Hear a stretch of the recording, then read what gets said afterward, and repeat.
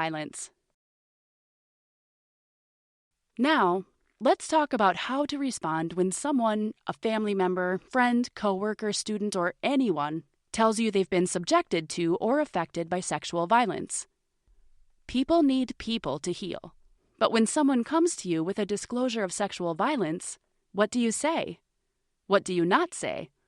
What is your role here at the university or as a friend? We'll be discussing all of that, but first, let's get a better understanding of what happens to someone when they're traumatized by sexual violence. Select Trauma and the Brain to view a 4-minute video about the impact of trauma on victims of violence, specifically its effect on a person's memory. We need to take a statement so we can establish what happened on Saturday night. What time did you get back to David's flat? What time? I don't know. Can you give us an estimate? I don't remember. Would your pals remember what time you left the club? He seemed nice.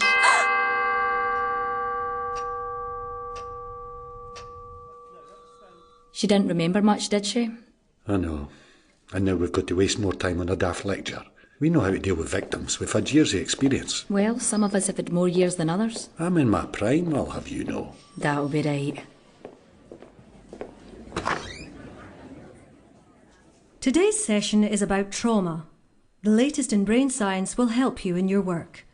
I'll start with a tour of the parts of the human brain. The reptilian brain maintains basic bodily functions. The limbic system is also instinctive. It deals with fear and pleasure. For example, you pat a dog, it senses pleasure, and without thinking, wags its tail. The neocortex is the site of logic, imagination, planning and control. It's more sophisticated, but because it's conscious, it's slower than the older parts of the brain. The amygdala is a key part of the limbic system. It has one job: to sense danger and set off the alarm. When it's a matter of survival, the primitive parts of the brain override the conscious part. There are 3 possible survival responses: fight, flight, or the one that people don't think of, freeze. When the alarm goes off, blood and oxygen are diverted to muscles, adrenaline floods the body, and all systems that are not crucial to survival are switched off. Normally, the job of the hippocampus is to file memories so you can retrieve them later, but in times of danger, it stops filing memories, which makes it harder to gather evidence later on. Instead, the hippocampus switches to pumping cortisol. What's useful about cortisol is it stops us feeling pain, so we can focus on survival. Can anyone give me an example? A farming accident where a man carried his own arm for a mile without feeling any pain? Yes, excellent example. It is an evolutionary safety mechanism which is fast and instinctive. In essence, it's our body's very clever way of protecting us. To recap, an example of the 3 parts of the brain working together. You're standing at a bar. Your reptilian brain is keeping your heart beating. You're enjoying the pleasure of a nice pint with your limbic system. You're using your neocortex to work out if there's time for another before the last train. What could happen to make the amygdala kick in? What if this happened? The way you'd respond would depend not on your logical brain, but on your instinctive brain. Being glassed in a bar would be a traumatic experience. Who can give me another example of an event that can cause trauma? War? Rape? A car crash? Good, yes. Trauma occurs when a person is overwhelmed by something beyond their control. The survival brain takes over the rational brain. It can lead to post-traumatic stress disorder, PTSD, with symptoms that last at least a month.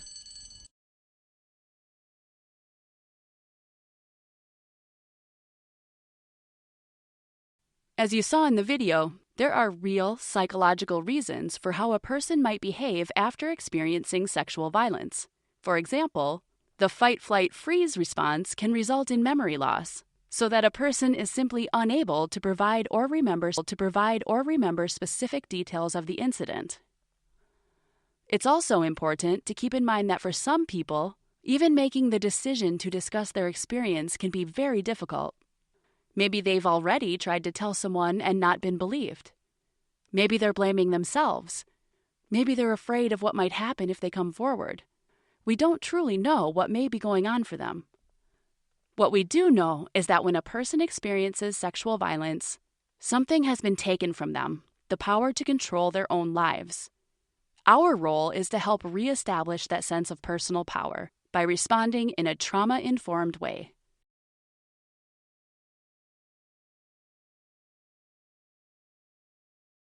A trauma-informed approach is so important when responding to sexual violence that it's actually included in the university's sexual violence policy.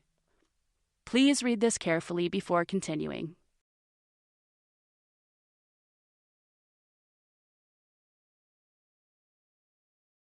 Now that you understand the importance of a trauma-informed response, let's look at the specific steps involved in responding to a disclosure.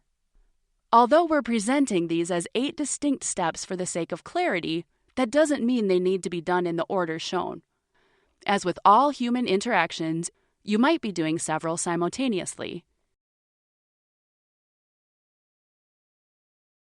As we've discussed, it's crucial to allow a victim of sexual violence to tell their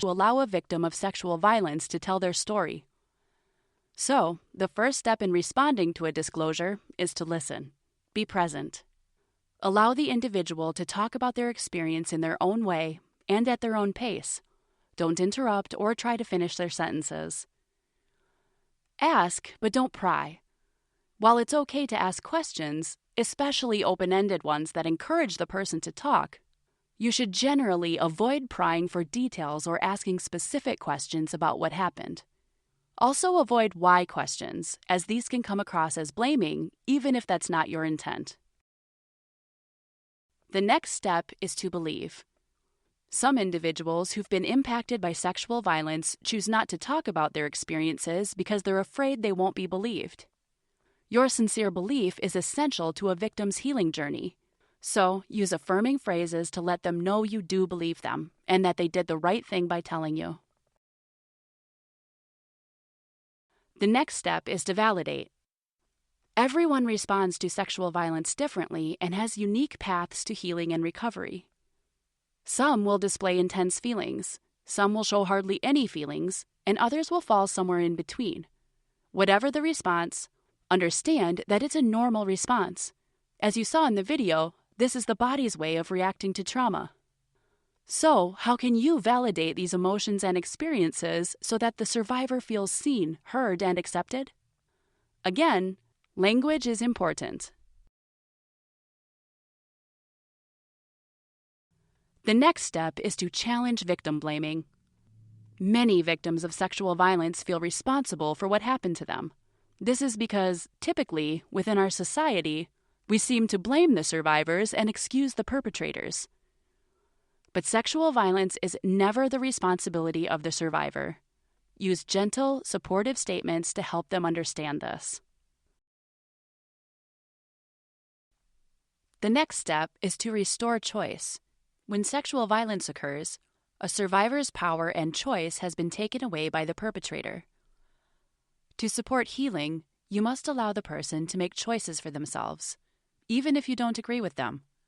Don't pressure them to do what you think they should do. Trust that they know what's best for them. Here are some things you can say to help a survivor reestablish their sense of personal control.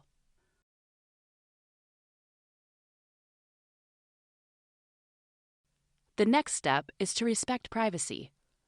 If someone chooses to tell you about an incident of sexual violence, you know that they trust you. It's important to honor this trust by not sharing the survivor's story unless they have given explicit consent. Here are some things you can say to request consent from a survivor. Note that if you're employed by the University of Lethbridge as faculty or staff, you also have a legal obligation to report incidents of sexual violence as specified by Alberta Occupational Health and Safety. Detailed information about reporting requirements is included in the course resources.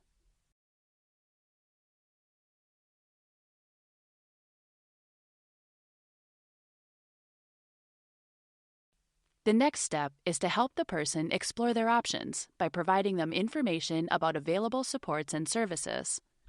A survivor of sexual violence might want to seek medical attention or counseling, reach out to friends or family, report the incident to the police, request academic or work modifications as per the U of L sexual violence policy, or they may wish to do nothing.